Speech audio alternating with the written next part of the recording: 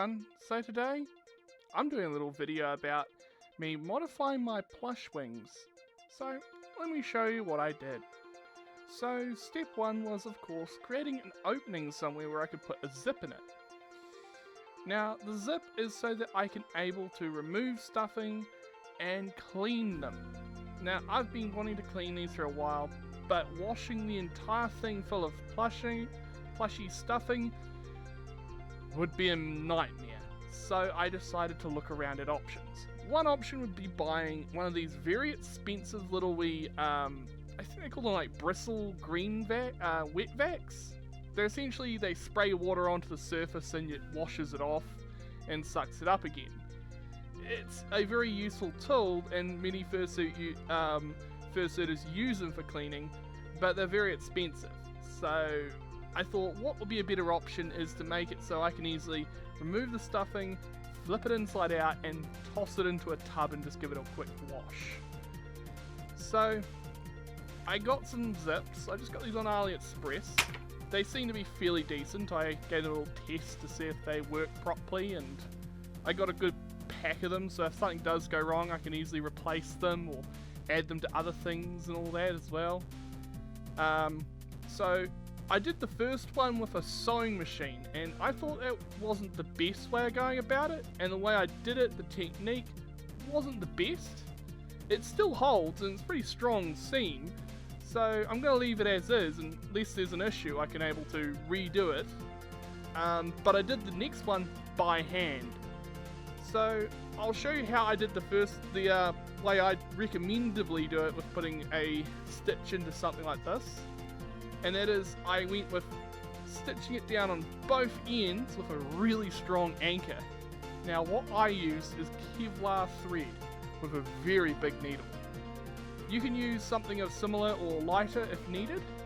I used this because this is what I had lying around. It's a very basic material. It's a Kevlar thread that you can buy on AliExpress. It's used for like kites and stuff, and it comes in various thicknesses and strengths. I just had some of this. It's incredibly durable and it's incredibly strong. So I just made an anchor point at either end of the zip, allowing it to be anchored. I then stitched everything with a lighter grade thread, kind of like your standard thread you'd use for stitching up your clothing and all that, and that works to hold the zip in where it needs to be. So anchor points at either end, which I did first, then stitch the rest up. And I got these pretty good actually. I think it looks okay. I got a little bit of an overhang where I wasn't quite paying attention, but it looks a lot better now. I kind of trimmed it up and cleaned it up a little, and you can barely notice the zips there. Like, you actually have to look for it. So it's pretty good. And yeah, I did have to cut the elastic off so I could be able to flip these inside out to get the zip in place. But the elastic had worn out a bit, and I'm planning on maybe replacing it with some new stuff soon enough. So it's not going to be much of an issue. And the original maker did a great job.